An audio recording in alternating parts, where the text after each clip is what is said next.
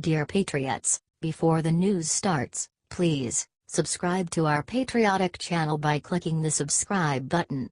Give us a thumbs up to this video. Don't forget to leave your opinion below in the comments section. Share the news on Facebook and Twitter so you friends see it. Thank you.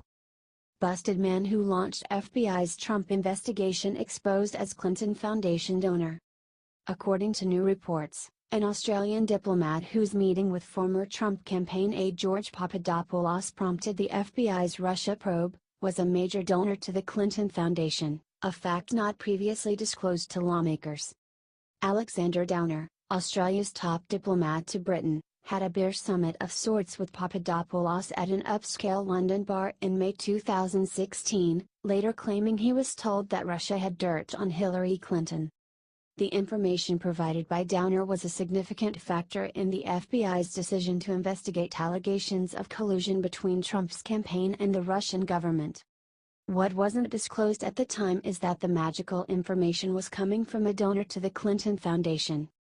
The Hill reports that a review of forms from 2006 indicate that Downer had previously arranged one of the largest foreign donations to Bill and Hillary Clinton's charitable efforts, amounting to $25 million in aid from Australia to the Clinton Foundation to help combat the AIDS epidemic.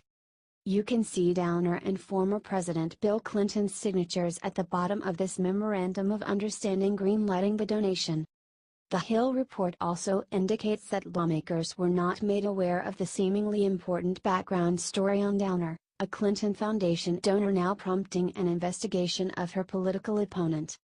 Lawmakers say the FBI didn't tell Congress about Downer's prior connection to the Clinton Foundation, the report reads, and Republicans are concerned the new information means nearly all of the early evidence the FBI used to justify its election year probe of Trump came from sources supportive of the Clintons. Representative Mark Meadows, RNC, slammed the FBI, saying it's even more clear that the organization's leaders have not been upfront with us about this entire investigation. Representative Jim Jordan, RO, concurs, saying, "We continue to get new information every week. It seems that sort of underscores the fact that the FBI hasn't been square with us." Jordan added that it's an important piece of information because the Clintons' tentacles go everywhere. Do you think the Clintons colluded with Obama's FBI to try and take down Trump? Share your thoughts below.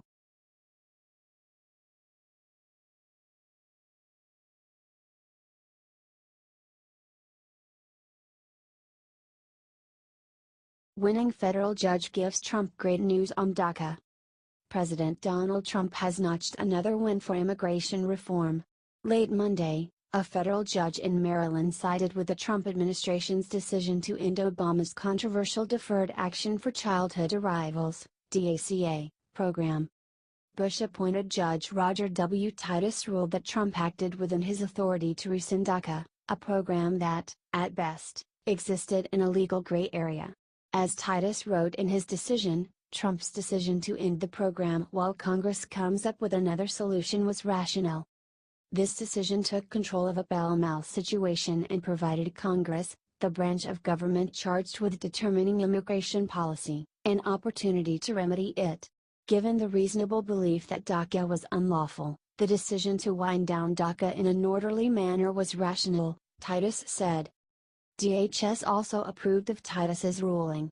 The Department of Justice has long maintained that DHS acted within its lawful authority in making the discretionary decision to wind down DACA in an orderly manner, and we welcome the good news today that the District Court in Maryland strongly agrees, DOJ spokesman Devin O'Malley said in a statement. While the ruling is definitely a win for common-sense immigration reform, it unfortunately doesn't affect the current status of DACA. Injunctions handed down by other courts have kept the program in place.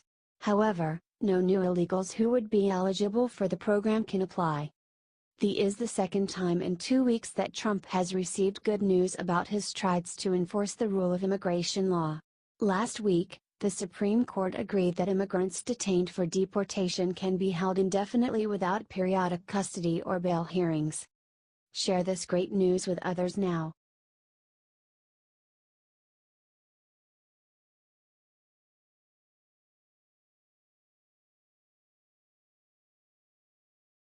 Texas Trump fan stands up to ABC's lies, buys billboard to set record straight. This billboard is easily the best thing I've seen all week. Sometimes, people just won't accept the truth. It can be staring them in the face, but they still deny it. Liberals have been claiming for months now that the only reason Trump was elected is because of the Russians. If that doesn't sound crazy enough already, the more and more investigations we do into all of this, we find that it's actually Hillary and the Democrats that colluded with the Russians. One Texas man has had enough. He is done with all of the fake news, so he decides to do something about it. It reads: ABC News. I grew up with you. We are through. The Russians didn't elect Donald Trump. I did. Kyle Courtney. I love it. I can only explain it to people so many times. Trump gained the love and support of the American people and won fair and square as a result. To continue to try and push the narrative that Russia bought my vote in some fashion is laughable. Trump won my vote with his policies and platform. It's very simple. Dang, here I go again. Maybe I should rent a billboard too. Thanks for helping spread some truth, Kyle Courtney. I'm with you. The narrative that President Trump colluded with Russia to try to influence the election in his favor has been one of the most covered topics by ABC and other mainstream cable networks since campaign season, despite no smoking gun for the allegations so far. I just watched too much misinformation, he told Fox and Friends. ABC News was the only channel I watched as a child growing up in Texas, but I think they have lost touch with America and forgotten the working man, Courtney said. I'm not in the brainwashing business, but the liberal media is.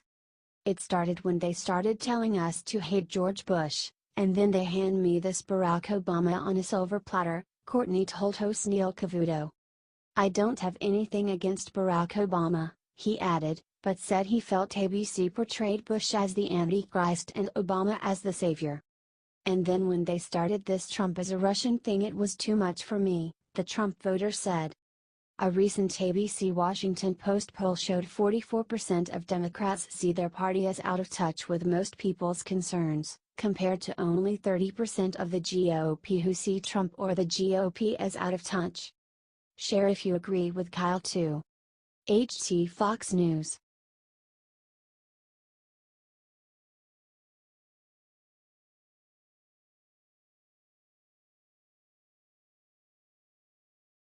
Game over for NFL Anthem kneelers, they're done. Every American is cheering. NFL Anthem kneelers caused the league to lose millions of viewers last season. Ratings declined bigly. Now, some kneelers will never kneel again. Here's why. From ESPN. Miami Dolphins owner Stephen Ross says all players on his team will stand for the national anthem starting next season. All of our players will be standing, Ross told the New York Daily News on Monday. Wide receiver Kenny Stills, safety Michael Thomas and tight end Julius Thomas knelt during the anthem several times during the 2017 season. Only Stills is likely to be with the Dolphins next season, as Michael Thomas is set to become a free agent later this month and Julius Thomas is likely to be released. Initially, I totally supported the players in what they were doing, Ross said. It's America, and people should be able to really speak about their choices. But Ross told the newspaper he came to the standing decision because he felt the message being sent by kneeling players was unpatriotic and anti-military, an interpretation that was taken by President Donald Trump. New York Daily News has more. If a player wants the privilege of making millions of dollars in the NFL, or other leagues, he or she should not be allowed to disrespect our great American flag, or country, and should stand for the national anthem. If not, you're fired. Find something else to do. Trump tweeted in September. When that message changed, and everybody was interpreting it as that was the reason, then I was against kneeling, said Ross. I like Donald Trump. I don't support everything that he says. Overall, I think he was trying to make a point, and his message became what kneeling was all about. From that standpoint, that is the way the public is interpreting it. So I think that's really incumbent upon us to adopt that.